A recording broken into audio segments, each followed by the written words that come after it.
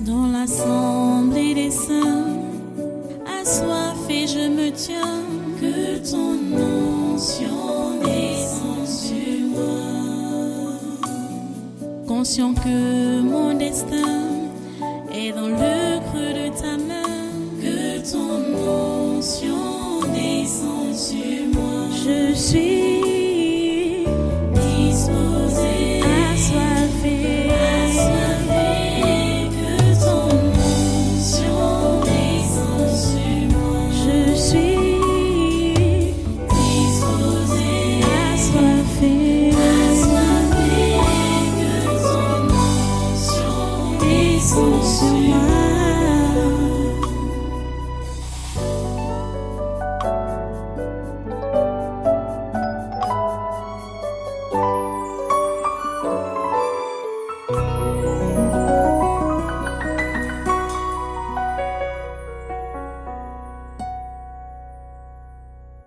Alléluia.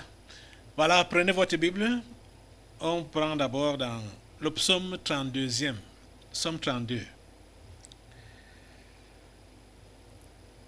On va lire juste les 5 premiers versets pour commencer. C'est David qui a chanté ce cantique, qui dit « Heureux celui à qui la transgression est remise, à qui le péché est pardonné. Heureux l'homme à qui l'Éternel n'impute pas d'iniquité et dans l'esprit duquel il n'y a point de fraude. Tant que je me suis tué, mes os se consumaient. Je gémissais toute la journée. Car nuit et jour, ta main s'appesantissait sur moi. Ma vigueur n'était plus que sécheresse comme celle de l'été. Je t'ai fait connaître mon péché. Je n'ai pas caché mon iniquité. J'ai dit, j'avouerai mes transgressions à l'Éternel. Et tu as effacé la peine de mon péché. Prions le Seigneur.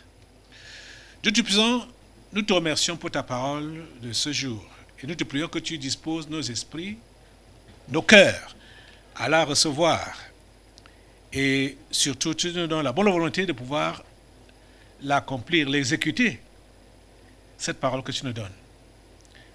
Reçois toute la gloire et tous les honneurs, Père trois fois saint, pour ce que tu fais.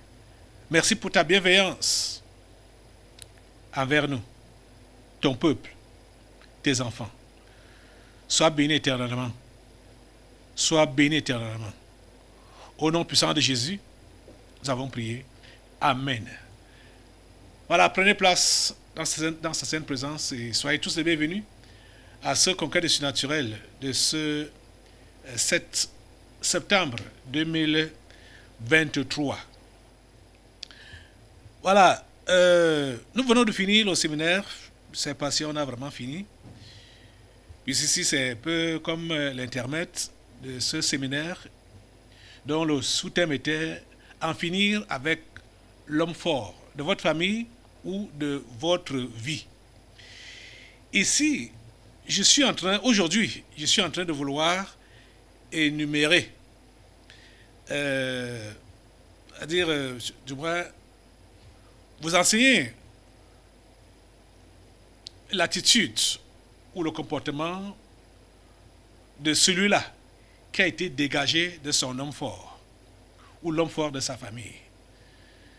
Ça avait été déjà énoncé pendant le séminaire. C'est-à-dire, quand tu as été libéré de cet homme fort dans ta vie, cela se sait. Parce que tu connais une nouvelle histoire. Ça se sait. La paix profonde descend dans ton cœur. Et on ne peut avoir la paix que quand on a ses péchés pardonnés. C'est la raison pour laquelle il faut les vraies conversions, les vraies repentances. Ça facilite les choses pour que ces démons-là, quelle que soit leur ténacité, quand quelqu'un s'est réellement repenti là, profondément repenti, il est déconnecté de son passé, fût-il mauvais n'importe comment, et de ses démons, fût-il coriace n'importe comment, il est déconnecté. déconnecté, complètement déconnecté. Je vous assure. Il n'y a plus les reliques. Et il faudrait expérimenter ça. La personne qui ne s'est pas bien convertie et qui vient à l'église par routine ou par religiosité ne pourra même pas tellement savoir quand il n'est plus en relation avec Dieu. Je veux dire, quand il n'est plus en communion avec Dieu. Il ne pourra pas vite se rendre compte que maintenant, ça ne va plus. Je me suis déjà déconnecté de la source. Mais quand tu t'es réellement converti et que, chemin faisant, il y a un couac dans ta vie là, tu le sais. Parce que tu n'as plus la paix du cœur. Tu n'as plus la joie du salut. Comprenez ça? Donc, ce qu'on constate, c'est que ce sont les religieux qui nous perdent donc beaucoup de temps. Parce que le religieux ne sait pas ce qu'on appelle la joie du salut. Le religieux ne sait pas ce qu'on appelle la paix du cœur, celle-là qui vient de Dieu, celle-là qui vient du Saint-Esprit, la paix du cœur. Cela se reçoit quand on a ses péchés pardonnés. Le ciel est ouvert, tout est clair dans sa vie. Même si tu avais été pécheur n'importe comment, même si tu avais commis des bêtises n'importe comment, quand tu reçois le pardon, le calme qui est dans ta vie là n'a pas d'expression. C'est-à-dire qu'il n'y a pas les mots pour définir cela ou pour qualifier cela. C'est un calme total. C'est ça que David dit ici que heureux celui à qui la transgression est remise, à qui le péché est pardonné. Heureux l'homme à qui l'Éternel n'impute pas d'iniquité et dans l'esprit duquel il n'y a point de fraude. Dans l'esprit duquel il n'y a point de fraude. La Bible dit qu'il n'y a pas de paix pour le méchant. Donc quand tu es méchant, tu vis dans le péché, tu ne peux pas avoir de paix. Tu ne peux pas avoir de paix. Tu vas forcer n'importe comment, tu ne pourras pas avoir la paix du cœur là. Parce que cette paix-là, c'est la présence du Saint-Esprit qui donne ça. Dans le cœur de celui-là qui a reçu Jésus-Christ comme Seigneur et Sauveur personnel. Comprenez? Et quand tu es donc en paix avec Dieu, bien évidemment, tu vas te concentrer à faire ce qui lui plaît. Tu vas te concentrer à faire son travail.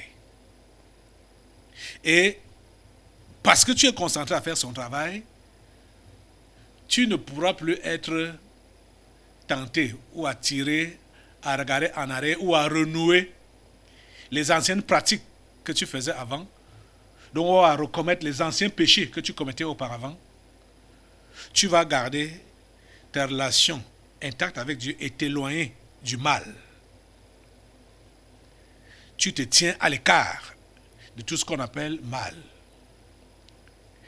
Dans cet état-là, l'homme fort ne peut plus avoir d'emprise dans ta vie.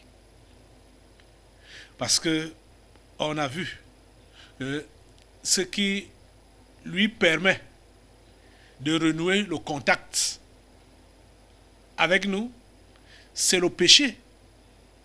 C'est ça qui sert de liaison. C'est ça qui sert de liaison. Le péché. C'est ça qui sert de liaison. Donc quand tu as abandonné ça, depuis ta conversion, et tu te maintiens loin du péché, il est difficile que l'homme fort puisse continuer à agir dans ta vie. Tu vas connaître une délivrance permanente. Et tu vas avancer avec ton Dieu. Mais si tu n'as pas encore connu le pardon du péché, et pour connaître le pardon du péché, il faut avoir péché. Et comme on sait qu'il n'y a personne sur la terre qui n'a jamais péché, Mais c'est ça qui dérange souvent certaines personnes. Bon, du moins, je veux dire que certaines personnes sont limitées ou il leur manque de sagesse de comprendre que quand on parle de péché, c'est péché. Il n'y a pas de petit péché, pas de péché moyen, pas de grand péché. Le péché, c'est le péché. Et le péché sépare l'homme de Dieu. C'est tout. La Bible dit clairement que le salaire du péché, c'est la mort. N'importe quel péché conduit à la mort. Donc il n'y a pas de petit péché, pas de péché moyen, pas de grand péché. Le péché, c'est le péché.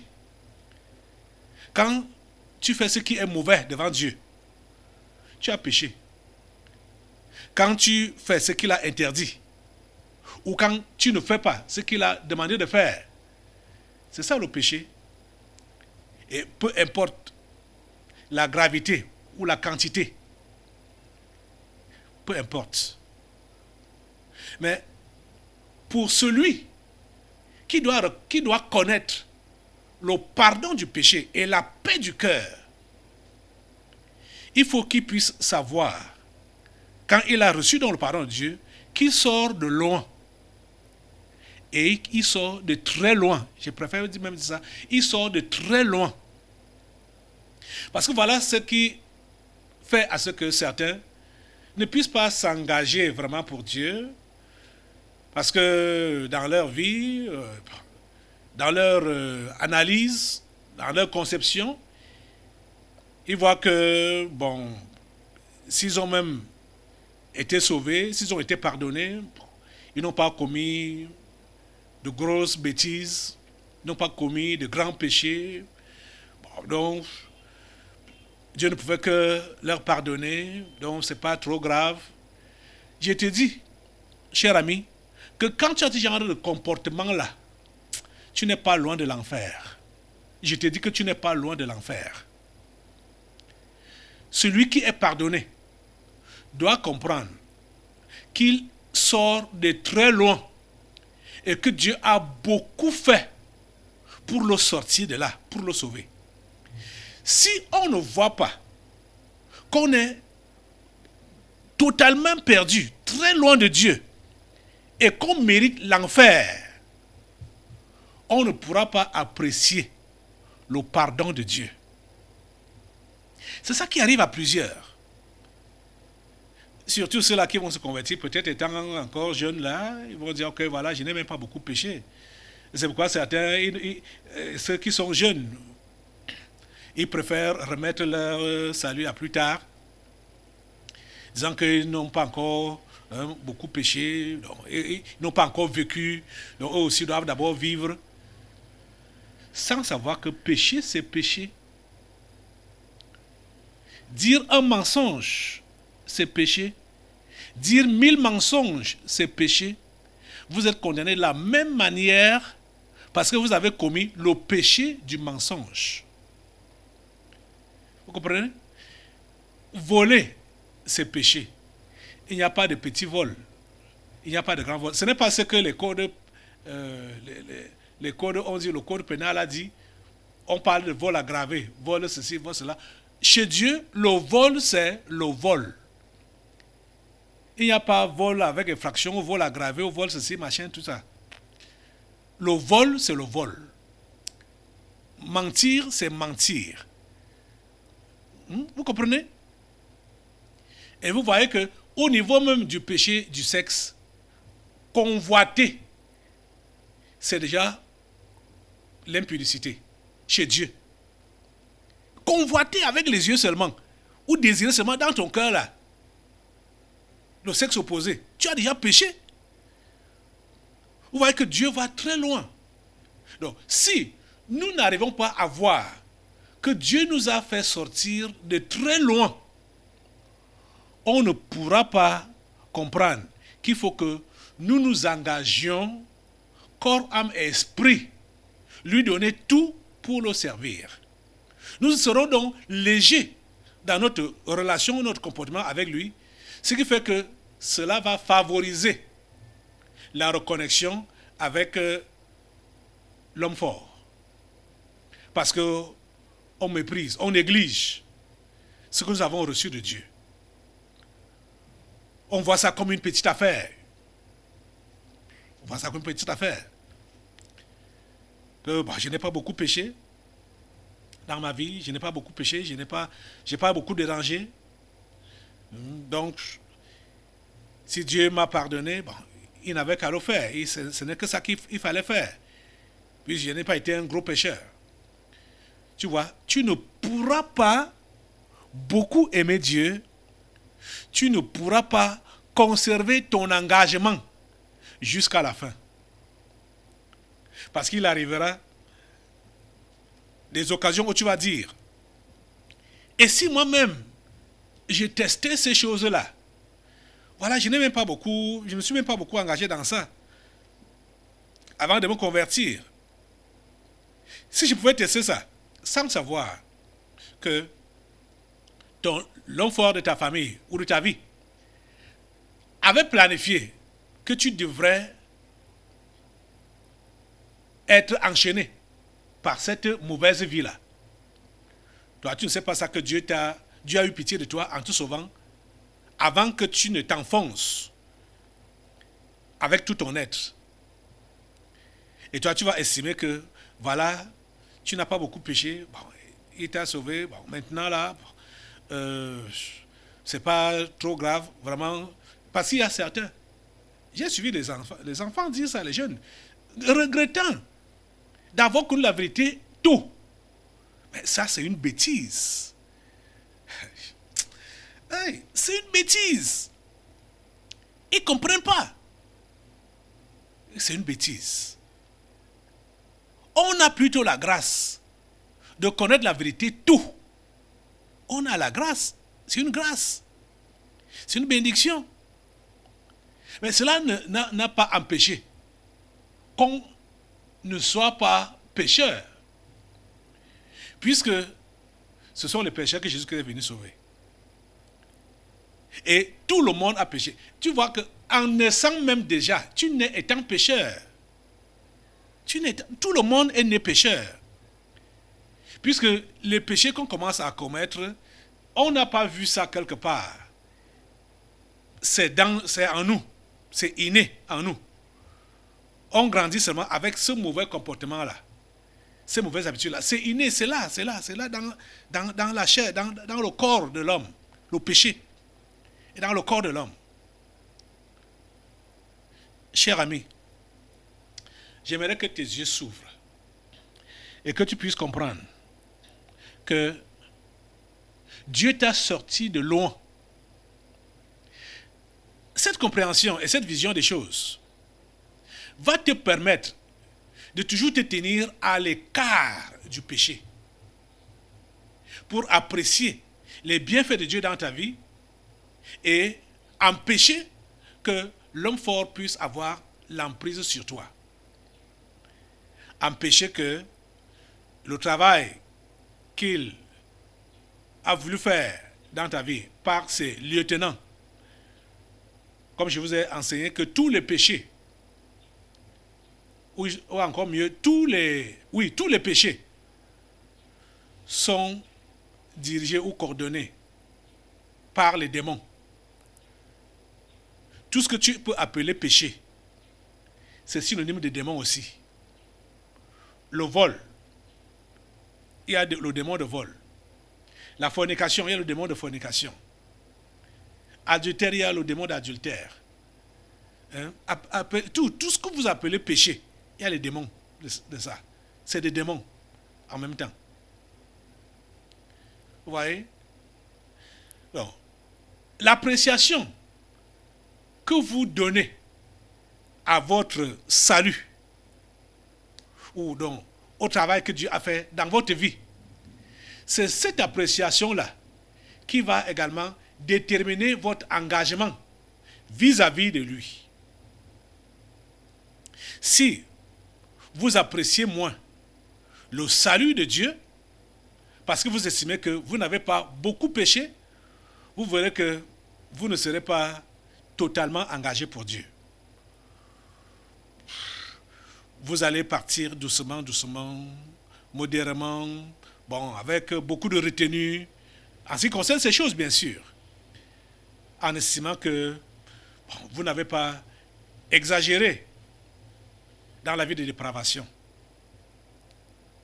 Mais aujourd'hui, j'aimerais vous faire comprendre que tout le monde, tous les humains qui sont donc des simples là et qui veulent le pardon de Dieu, le salut de Dieu, ils doivent comprendre qu'ils ont exagéré dans leur mauvaise vie.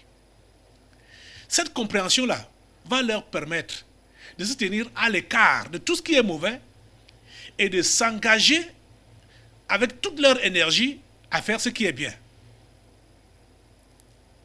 On va prendre un exemple dans la Bible. Allons dans le livre, l'évangile de Luc, au chapitre 7.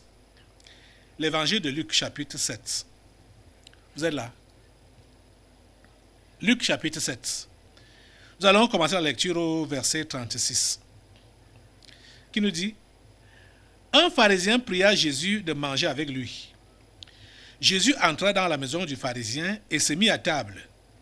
Et voici une femme pécheresse qui se trouvait dans la ville, ayant su qu'il était à table dans la maison du pharisien, apporta un vase d'albâtre plein de parfums et se tint derrière, aux pieds de Jésus. Elle pleurait, et bientôt elle lui mouilla les pieds de ses larmes, puis les essuya avec ses cheveux, les baisa et les oignit de parfum. Le pharisien qui l'avait invité, voyant cela, dit en lui-même: si cet homme était prophète, il connaîtrait qui et de quelle espèce est la femme qui le touche. Il connaîtrait que c'est une pécheresse. Jésus prit la parole et lui dit: Simon, j'ai quelque chose à te dire. Maître, parle, répondit-il. Un créancier avait 2 débiteurs. L'un devait 500 deniers et l'autre 50. Comme il n'avait pas de quoi payer, il leur remit à tous 2 leurs dettes. Lequel l'aimera le plus? Simon répondit: celui, je pense, auquel il a le plus remis. Jésus lui dit: tu as bien jugé. Puis se tournant vers la femme, il dit à Simon: vois-tu cette femme? Je suis entré dans ta maison et tu ne m'as point donné d'eau pour laver mes pieds. Mais elle les a mouillés de ses larmes et les a essuyés avec ses cheveux. Tu ne m'as point donné de baiser. Mais elle, depuis que je suis entré, elle n'a point cessé de me baiser les pieds. Tu n'as point versé d'huile sur ma tête, mais elle a versé du parfum sur mes pieds. C'est pourquoi je te dis, ses nombreux péchés ont été pardonnés, car elle a beaucoup aimé. Mais celui à qui on pardonne peu, aime peu. Et il dit à la femme: tes péchés sont pardonnés. Ceux qui étaient à table avec lui se mirent à dire en eux-mêmes: qui est celui-ci qui pardonne même les péchés?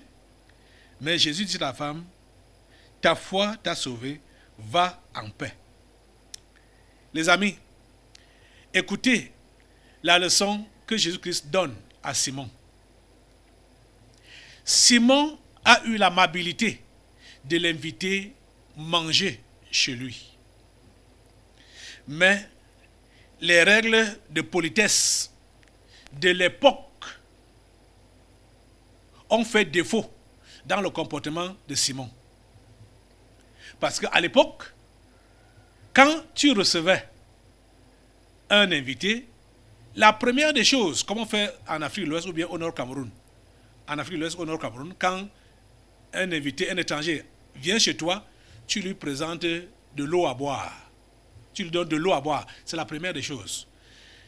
En ce temps-ci, à l'époque de Jésus, dans la coutume juive là-bas, c'était quand tu reçois un étranger, la première des choses était de lui donner de l'eau pour laver les pieds, à cause de la poussière. Il marchait à pied. La plupart des courses étaient à pied. Donc, cet homme n'a pas fait ça. Pourtant, il considérait Jésus comme étant le grand maître, comme étant le Seigneur, comme étant le prophète, comme étant un homme distingué, mais les règles de gentillesse, les règles élémentaires de gentillesse de l'époque, ça l'a manqué. Il n'a pas pu mettre ça en pratique. Pourtant, il disait accueillir Jésus chez lui. Vous voyez, les amis, la chrétienté ici, la chrétienté que nous voyons là, il y a beaucoup de gens qui vont se surprendre en enfer. Ils ont prétendu accueillir Jésus dans leur vie. Pourtant, ils l'ont laissé dehors. Parce que Jésus ne s'est jamais senti à l'aise chez eux. Ils l'ont laissé dehors. Ils ont entendu parler de lui, Seigneur Jésus vient. Il est venu, mais ils ont fermé leur vie. Ils ont fermé leur vie. Parce qu'il y a des gens qui se disent chrétiens et ils disent qu'ils sont venus à Jésus, mais Jésus n'a pas le droit de toucher tous les compartiments de leur vie. Il n'a pas ce droit-là. Ils ferment leur vie, ils ferment certains aspects de leur vie. Ils disent, Jésus, oui, je te donne tout, mais sauf ça. Tu ne pénètres pas ici. C'est ma vie privée. Ce que je dis là est vérifié dans la vie de plusieurs. C'est pourquoi vous allez voir que plusieurs sont choqués quand ils peuvent constater qu'ici, au Tabernacle de la Liberté, on traite des choses intimes en public. C'est dit, mais ça ne doit pas se traiter en public. Des choses comme ça, on ne doit pas dire ça en public. Vous avez vu Jésus s'entretenir avec les gens en aparté ou dans la Bible. Regardez, cette leçon que Jésus-Christ donne à Simon, il pouvait bien, les règles de politesse aujourd'hui vont dire que bon, quand tu as des choses comme ça, des remarques à faire comme ça à une autre personnalité, il faut pas faire ça en public. Il faut l'appeler en aparté, ou bien il fallait attendre que la cérémonie finisse et lui faire donc remarquer que non, c'est comme il fallait faire ceci, cela. Jésus n'a pas fait comme ça. Jésus donnait des leçons à tout le monde et en public. Il ne faisait jamais rien en privé. Jamais. Et vous allez donc voir aujourd'hui que beaucoup de gens disent qu'ils viennent à Jésus et ils veulent garder beaucoup de points de leur vie en privé, en secret, ne voulant pas que Jésus touche à cela. Ils préservent ça. Jésus ne doit pas toucher. Jésus, je peux te donner tout. Tu peux avoir accès à tout, mais sauf en ce point particulier. Donc, ils ont prétendu recevoir Jésus ou inviter Jésus. Quand Jésus s'est avancé, s'est approché, ils l'ont maintenu dehors parce qu'ils n'ont pas voulu qu'il entre dans leur intimité. Qu'est-ce que tu es en train de cacher à Jésus dans ta vie? Depuis que tu as prétendu lui donner ta vie, qu'est-ce que tu lui caches? Qu'est-ce que tu lui caches? Qu'est-ce que tu préserves? Cet homme, apparemment, il a été gentil. Il a été généreux pour recevoir Jésus, lui donner à manger avec toute son équipe. Mais les règles élémentaires de leur vie, de leur tradition, ça l'a dépassé. Et voilà une étrangère, une pécheresse qui était de passage et qui a donc appris que c'est Jésus qui est là, qui était en train d'être reçu. Elle est venue, n'a rien dit. Elle s'est mise seulement aux pieds de Jésus, commençait à pleurer sa vie de misère. Et vous voyez que quand elle faisait son repentir, Simon la jugeait, disant que c'est une pécheresse. Elle vient nous déranger la cérémonie. Elle vient faire quoi ici? Cette prostituée, elle vient faire quoi là? Et à cause de ça même, il a commencé à douter de la crédibilité de Jésus. Il a commencé à douter. en disant que si Jésus était réellement donc prophète, il allait savoir qui et de quelle espèce est la femme qui le touche. Il se voit déjà juste. C'est comme ça que plusieurs d'entre vous, vous êtes. Plusieurs se voient plus justes que Dieu, plus justes que le pasteur, plus justes que l'église, plus justes que tout le monde. Et sont prêts à leur donner des leçons de morale, des leçons de la vie ou des leçons de la chrétienté. Juste parce que ils ne veulent pas reconnaître qui sortent de loin ou bien qui sont loin de Dieu. Ce qui a poussé cette femme à avoir ce comportement, c'est parce qu'elle avait compris qu'elle était très loin de Dieu. Si tu ne comprends pas que tu es très loin de Dieu, tu ne pourras pas venir très près de lui. Il faut le retenir. Si tu ne comprends pas que tu es très loin de Dieu, tu ne pourras pas comprendre qu'il te faut venir très près de lui. Et venir très près de lui, c'est reconnaître l'entièreté de ta mauvaise vie. Et la lui confesser et décider de l'abandonner. L'entièreté de ta mauvaise vie. Tu comprends ça? Je dis l'entièreté de ta mauvaise vie. Il n'y a rien que tu as appelé à améliorer, à justifier, à blanchir ou à orner dans ta vie. Le péché, c'est le péché. Le péché est horrible. Il est sale. Et quand il doit être confessé, il doit être confessé comme tel. Et quand il doit être abandonné, il doit être abandonné comme tel. C'est-à-dire sans réserve. C'est-à-dire et avec la dernière répugnance. Quand tu abandonnes le péché, c'est avec la dernière répugnance que tu ne dois plus, ça ne doit plus s'approcher de toi. Et c'est là que tu vas apprécier le pardon de Dieu. Quand tu gardes ce genre d'appréciation-là, je t'assure que c'est la sanctification que tu es en train de préserver comme ça. Et c'est ça qui va te maintenir loin de tes esprits familiers. Les amis, comprenez ça? Jésus dit,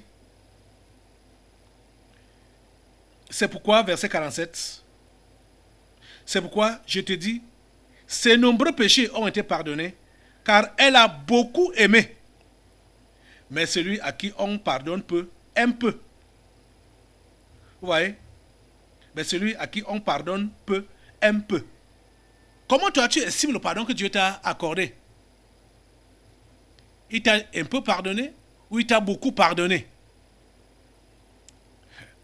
Oh les amis, nous tous, nous avons reçu un grand pardon de Dieu. Jésus ne nous pardonne pas peu. Dieu ne nous pardonne pas peu.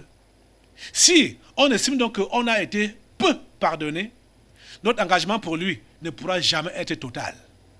Je dis, notre engagement pour lui ne pourra jamais être total. Tu comprends ça? Dieu nous a beaucoup pardonné. Nous devons beaucoup l'aimer. Notre engagement doit être total. Et le détour contre le péché, ça doit être total. C'est ça qui nous maintient, qui va nous maintenir loin du péché et loin des esprits familiers, loin de l'homme fort. Vous voyez? Mais si nous qualifions et nous voulons améliorer notre passé, nous sommes en train de compliquer nous-mêmes notre relation avec Dieu. Nous sommes en train de compliquer nous-mêmes notre chrétienté. Nous sommes en train de reculer, de rentrer dans nos mesures. Ou peut-être on repart au point zéro où on n'a pas pu avancer parce qu'on n'a pas compris que nous sommes sortis de très loin. Quelle est ta situation à l'heure actuelle? Tu es à quel niveau? Au niveau de ta délivrance, au niveau de la séparation d'avec les esprits familiers et d'avec l'homme fort de ta vie ou de ta famille, tu es à quel niveau? Comment est-ce que tu apprécies le pardon de Dieu dans ta vie? Comment est-ce que tu apprécies cela? Tu es à quel niveau? Tu es à quel niveau? Que le Seigneur t'aide à comprendre que ce ne sont pas tes justifications qui vont te justifier, ce ne sont pas tes excuses qui vont te pardonner, mais c'est la reconnaissance de tes fautes, la confession de ces fautes-là et leur abandon total selon leur gravité. Et je vous le répète que tout péché est grave et tout péché conduit en enfer. Regardez tout ce que vous avez vécu dans le passé sans Dieu, que c'était votre arrêt de mort. Et comme Dieu vous a pardonné, comprenez qu'il a beaucoup fait pour vous. Et votre engagement pour lui doit être total, sans réserve. Ne faites pas comme Simon. Ne faites pas comme Simon. Ouvrez à Dieu tous les aspects de votre vie. Tous les aspects de votre vie. Ouvrez à Dieu. Laissez-le toucher à tout dans votre vie. Ne lui fermez pas certains compartiments pour dire non, Dieu, ici là tu ne touches pas, ici tu ne touches pas, ici je peux laisser, mais là je ne laisse pas. Ne faites pas ça. Bon, je n'ai pas besoin d'aller dans les détails. Vous-même vous savez comment vous raisonnez, comment vous agissez, comment vous faites. Il y a des choses où pour vous dites que non. Bon, on n'a pas besoin d'aller jusque-là dans la chrétienté, puisque ici, tout ce que vous estimez que le pasteur Caleb exagère, vous comprenez, ce sont les domaines que vous préservez et que vous ne voulez pas que Jésus touche. Levez les mains à Dieu aujourd'hui. Laissez qu'il entre dans tous les compartiments de votre vie, qu'il nettoie tout et reconnaissez que vous êtes pécheur, perdu, condamné et que vous avez besoin de son grand pardon. Et vous allez beaucoup l'aimer. Et cela va vous conduire à une délivrance totale de vos esprits familiers et de l'homme fort de votre vie. Lève-toi pour prier le Seigneur.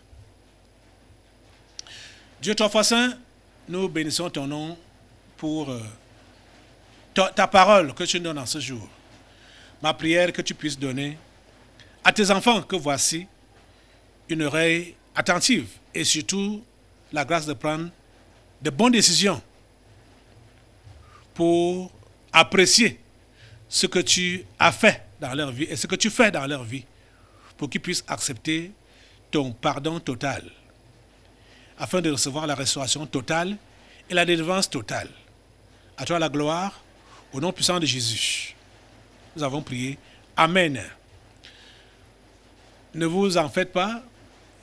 Nous sommes en saison de pluie, même s'il y a n'importe quoi, nous devons rendre grâce à Dieu. Nous allons maintenant passer aux délivrances prophétiques. Dans l'assemblée des saints, assoiffé je me tiens, que ton onction descende sur moi. Conscient que mon destin est dans le creux de ta main, que ton onction descende sur moi. Je suis